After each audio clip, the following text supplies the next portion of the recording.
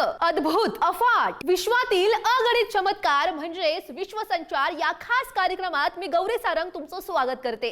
काल जे अशक्य होतं ते आज वास्तव आहे। अंतराळातील गुपितांपासून ते तंत्रज्ञानाच्या क्रांतीपर्यंत जगाचा वेग आता तुमच्या स्क्रीनवर। जगाच्या कानाकोपऱ्यातील प्रत्येक बातमी आता तुमच्यापर्यंत। चला तर मग सुरू करूयात जागतिक घडामोडींचा प्रवास, अर्थात विश्वसंचार। डीजेचा आवाज एखाद्याचा जीव घेऊ शकतो का? तर याचं उत्तर आहे हो। सुलतानपूरमध्ये वरातीत वाजणाऱ्या डीजेच्या कांठळ्या बसवणाऱ्या आवाजामुळे एका पोल्ट्री फार्म मधल्या 140 कोंबड्यांचा मृत्यू झालाय। 120 डेसिबल पेक्षा जास्त आवाजाचा बेस आणि त्यातून निर्माण होणारी कंपनं आता कोंबड्यांच्या हृदयासाठी काळ ठरली आहेत। हृदयविकाराचा झटका येऊन एका पाठोपाठ एक 140 कोंबड्यांनी आपले प्राण गमावलेले आहेत। आवाजाच्या प्रदूषणानं ओलांडलेली धोक्याची पातळी किती भयावह आहे पाहूयात।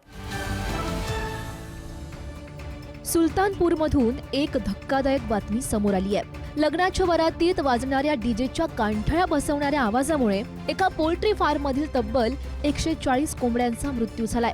मानवी मनोरंजनाचा हा नाद आता मुख्या प्राण्यांच्या जीवावर उठलाय। सुलतानपूर येथील एका पोल्ट्री फार्म जवळून डीजेच्या तालावर लग्नाची वरात जात होती। या डीजेचा आवाज आणि बेस इतका प्रचंड होता की पोल्ट्री फार्म मधील पक्षी प्रचंड घाबरले।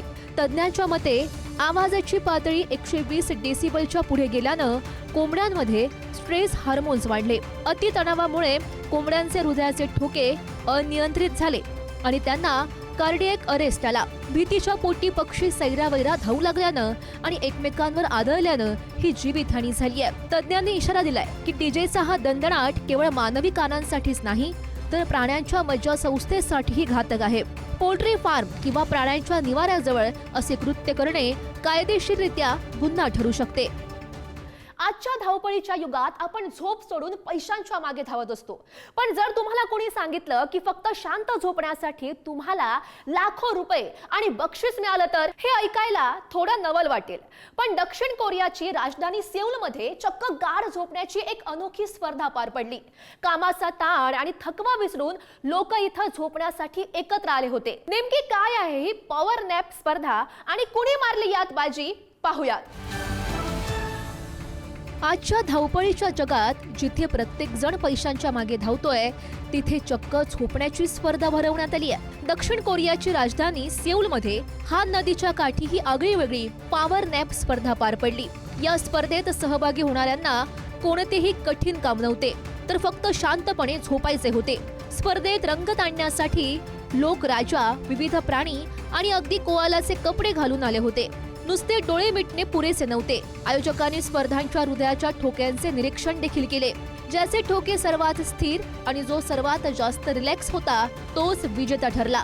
एका वृद्ध व्यक्तीनं यात प्रथम क्रमांक पटकावला तर रात्रपाळी करून थकलेला एक ऑफिस कर्मचारी दुसऱ्या क्रमांकावर राहिला।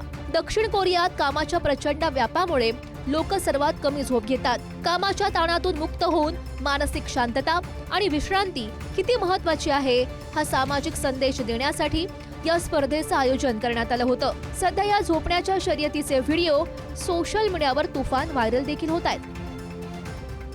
विचार करा, माणसाचं आयुष्य 100 वर्ष नाही तर 150 वर्ष झालं तर कदाचित हे ऐकायला तुम्हाला विज्ञानावर आधारित एखाद्या चित्रपटातल्या कल्पनेसारखं वाटेल। पण ही आता केवळ कल्पना उरलेली नाहीये। अँथ्रोपिकचे सीईओ डारियो अमिदी यांनी एक खळबळजनक असा दावा केलाय।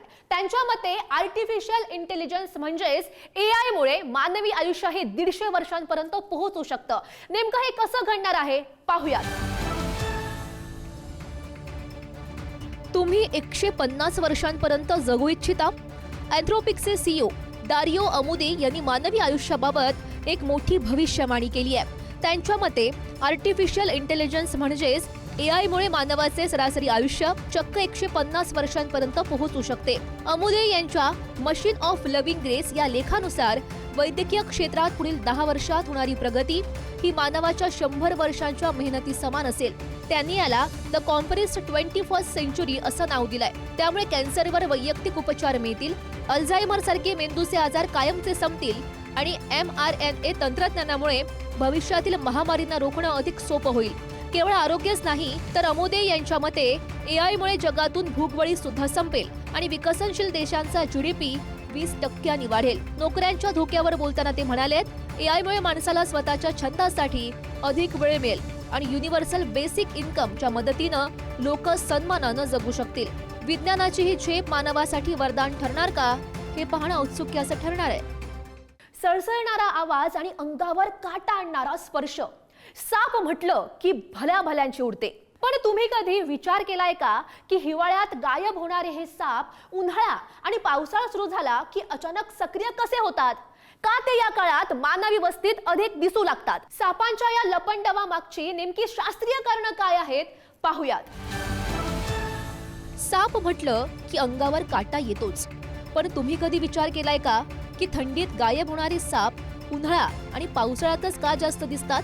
याचं मुख्य कारण म्हणजे सापांचं कोल्ड ब्लडेड म्हणजेच शीत रक्ताचं असणं. सापांच्या शरीरामध्ये तापमान वातावरणावर अवलंबून असतं. हिवाळ्यात थंडी वाढली की शरीरामधली ऊर्जा टिकवून ठेवण्यासाठी ते बिळात किंवा दगडांखाली दडून बसतात. यालाच शास्त्रात हायबरनेशन किंवा थंडीतील झोप असं म्हणतात. या काळात ते कित्येक आठवडे काहीही न खाता शांत पडून राहतात. मात्र जसा उन्हाळा सुरू होतो आणि तापमान वाढतं तसे साप सक्रिय होतात. कडाक्याच्या उन्हात स्वतःला थंड ठेवण्यासाठी ते रात्री बाहेर पडतात. तर पावसाळ्यात बिळांमध्ये पाणी शिरल्यामुळे आणि अन्नाच्या म्हणजेच बेडूक उंदरांच्या शोधात ते मानवी वस्तीकडे वळतात. दिवसाला साधारण 12 ते 16 तास झोप घेणारा हा जीव हिवाळ्यात सुस्त असतो, पण उन्हाळा आणि पावसाळ्यात सावध टिपण्यासाठी अत्यंत सावध आणि सक्रिय होतो. म्हणूनच या 2 ऋतूंमध्ये सर्पदंशांच्या घटनांमध्येही वाढ झालेली पाहायला मिळते. अंतर कमी झाली आहेत पण गुंतागुंत ही वाढली आहे. 7 समुद्रपार घडणारी एक छोटीशी हालचाल तुमच्या आमच्या खिशावर आणि आयुष्यावर कसा परिणाम करते हेच आपण आजच्या विश्वसंचार मध्ये अनुभवलंय. जगभरातील घडामोडींचा हा वेगवान प्रवास असा सुरू राहणार आहे. तोपर्यंत पाहत रहा विश्वसंचार, कारण जगाचा प्रवास कधीही थांबत नाही.